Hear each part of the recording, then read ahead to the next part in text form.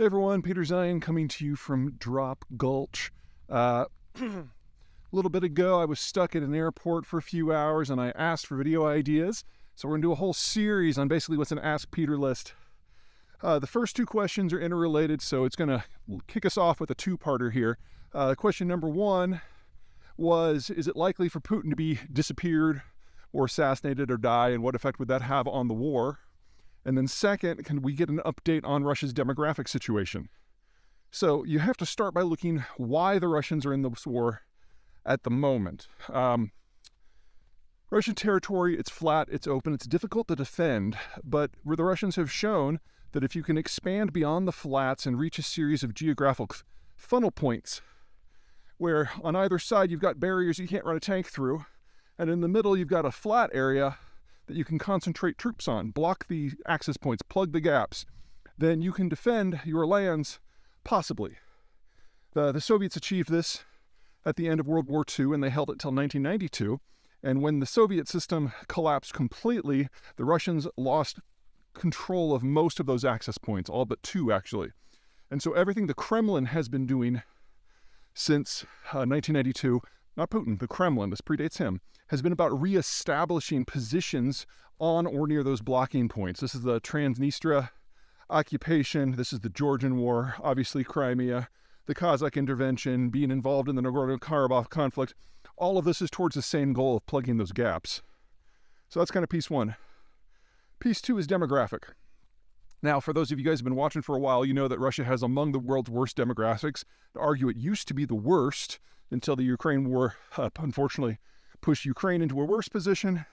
And then Chinese data changes mean that China's probably actually been worse for Russia for over a decade at this point. But anyway, there's these big gouges out of the side of the Russian demographic pyramid that represent periods of huge trauma in Russia's past. In some cases, that is a war. The world wars were obvious. In another spot, it's the effect of collectivization or the mismanagement of Khrushchev and especially Brezhnev. But the biggest one of all, sorry, it's a little muddy today. The biggest one of all by far is the post-Soviet collapse in the 1990s when the death rate doubled and the birth rate halved. Now that's kind of the background for those of you who hadn't heard it before. What's been happening more recently is conservatively, Russian statistics indicate that 1.3 million Russians under age 35 have fled the country since the war began, with most of them being young men who were trying to avoid the draft. So roughly 2 to 3 times the number of men fled the country has answered the draft summons, which is, kind of embarrassing if you are a patriotic Russian. That's piece two. Piece three is where the two of these things come together. Now, back in 1982, there was a coup in the Soviet Union, and the intelligence services, led by Yuri Andropov, took over. He died shortly thereafter, and we got Chernomyrdin, who was part of that clique, and then he died, and we got Gorbachev, who was still part of that clique. And as you guys know, Putin is a former KGB agent, so he was part of that clique, just at a much lower level. What this means is we had a full purge of the Soviet decision-making apparatus of pretty much anyone from other factions if they weren't associated in some way with the intelligence apparatus. Now, these people took over because they were the only ones who had a fairly accurate view of how the Russian system worked, especially economically speaking. They're the only ones who had all the information because one of the jobs of the intelligence bureaus was to limit the dissemination of information beyond the state. Anyway, they took over, and ultimately the system collapsed on their watch, but they kept running the place after it fell. Now, how does this relate to the other two things? Well, remember, we've had a demographic collapse, and because the Soviet system collapsed on its feet before the state actually broke apart, back in 1986 is the last year that we had meaningful, broad-spectrum technical education above the high school level. Put that together, it means two things. Number one, the number of people who are under age 35 and who theoretically could be drafted is very limited. And even if the Russians have been honest about their statistics these past 20 years, and right, you're still talking about this being a much smaller pool for the Russians to draw upon than anything the Soviet Union had, and that's even before you consider that half of the Soviet population was not Russian. So from a timing point of view, if this war was ever going to happen, if the Russians were ever going to use military tactics in an attempt to reshape their world, it always had to happen about right now. If you want to go back and read the details, there's a bunch of that on accidental superpower in the players chapter, and there's a whole fat section on this, on the war specifically, and the absent superpower, and there's a big Germany section. Excuse me, there's a big Russia section in Disunited Nations. Big table. On my way to Golden Horn now. Anywho, this is the last generation of fighting men the Russians have. They only have about 8 million men in their 20s. Between the war and the people fleeing, they've already lost over 1 million of them. I don't mean to say that that means the Russians have to stop. There's 7 million to go. But there is a limit, and the Russians are exploring where that is. Okay, that's kind of piece one of that. Piece two, the Russian educational system collapsed before the Soviet system did, specifically in 1986. That means that the youngest cadre of people, broad people across the entire spectrum of society that have technical training that's meaningful, turns 60 this year. Well, those are the people that maintain the railways and the nuclear missile fleet and the military and the energy complex. And what we've been seeing over and over and over through this war, not just on the battlefield, but throughout the Russian space, is the Russians are losing the capacity of maintaining their own economic system. Now, this was hidden from us for several years, or at least mitigated, by the fact that the Russians are a commodities exporter that generates a lot of cash, and they've used that cash to bring in foreigners to do the work. So the bulk of the heavy engineering that's been done in north-central Siberia, for example, especially when you're looking at places like the Yamal Peninsula, which is the world's largest natural gas field, the liquefied natural gas project there, everything at Sakhalin Island, this was all done by foreigners. Now the foreigners are gone, and they're not coming back. And don't say that the Chinese can come in, because the Chinese don't have the expertise. They don't know how to do deep offshore or Arctic operations. So whether it's in 2 months or 2 decades, we know that all of this stuff is going away. Anyway, back to the point. Youngest cadre of people with a full suite of training is 60. There was a coup in 82 where the intelligence services took over. And the demographic situation is in terminal decline. You put that together, and the entire cadre that are a survivor of that intelligence services system that were educated before 1986, that's less than 130 people now. Simple mortality is wiping away the capacity of the Russian government to function, even at the top levels, maybe especially at the top levels. Now, what does this have to do with an off-ramp for the Russians? Well, they see this war as existential. They believe if they cannot get control of those geographic gaps soon, they will lose the capacity to try.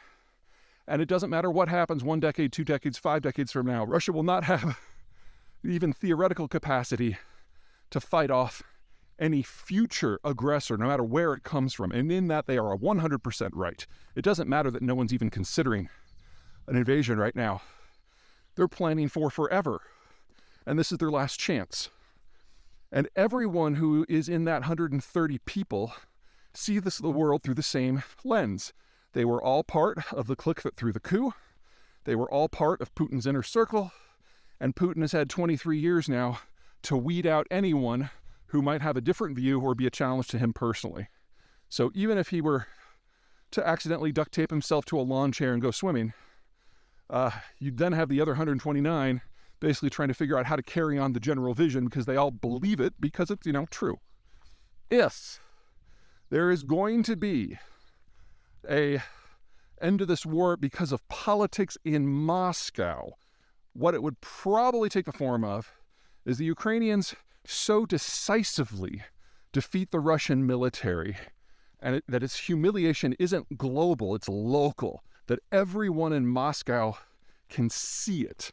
And if that happens, the odds of having a general uprising, not across Russia, just in Moscow, go up dramatically. Now, keep in mind, for it to get to that point, the rest of Russia has probably already slipped the reins to a degree. Russia is held together by occupation, intelligence penetration, and fear. And if the military is shown to be toothless, or at least incompetent, then there will probably be a number of rebellions throughout the Russian system already. What happens in Moscow is what matters. And if you do have a rebellion there, like you did after the Russo-Japanese War in 2005 when the Russians were humiliated, or like the end of World War I where they're just gutted, then you have people march on the Kremlin and Putin is removed along with his clique. Now, that doesn't mean that the war ends. Even Navalny, the guy who's like campaigning for democracy in Russia, has made it pretty clear that while he abhors the general incompetence and brutality of the Russian forces, he's broadly okay with the war. He sees Ukraine as his territory. So even a democratic Russia could very much choose to continue to prosecute the conflict. But if we do have a catastrophic military defeat and we do have the top of the government fall, it is going to take years for any post-Putin government to find its feet. And in that time, Russia's economic situation will deteriorate further, and their demographic situation will be completely irrecoverable. So if there is a peaceful way for this to end, that's roughly how it's going to go. Oh, one more thing I forgot. The idea of an off-ramp for Putin and the Russian government. Is there a way that this war can end without either side being completely defeated? And the answer is flat no. At this point, Russia has paid the price for a major war, but got none of the benefits, and it's actually in a worse strategic position than it was when it started. So the Russians are all in. In addition, any meaningful peace would have to require a degree of reparations and admittance of guilt. And the entire Russian upper leadership could be implicated very easily. That's one of the downsides of, having a secure system where you've purged all possible pretenders to the throne, is that everything kind of stops with you. We have literally thousands of documented cases of war crimes. This isn't like the Yugoslav wars where the Serbs actually tried to hide it. The Russians have celebrated it. In fact, you've got cabinet ministers celebrating the kidnapping of children or the execution of civilians. So the guilt is not in doubt. So even if the world was willing, even if Ukraine was willing to settle for some sort of temporary peace without any sort of reckoning, the Russians would never be able to get the investment that they had pre-war back. And at this point, because of the demographic decay and the physical losses of the war, that is a blow from which the Russian system wouldn't recover. So Putin and the rest are in this to the end. The question is the end something that happens in the next few years, the next few decades? But it'll certainly be this century. All right. That's it for round one. See you guys soon for the next one.